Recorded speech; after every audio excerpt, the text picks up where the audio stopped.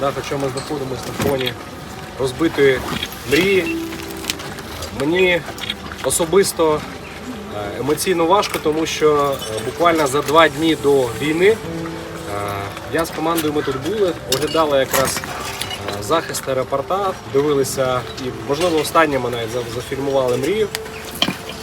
яка була ще ціла.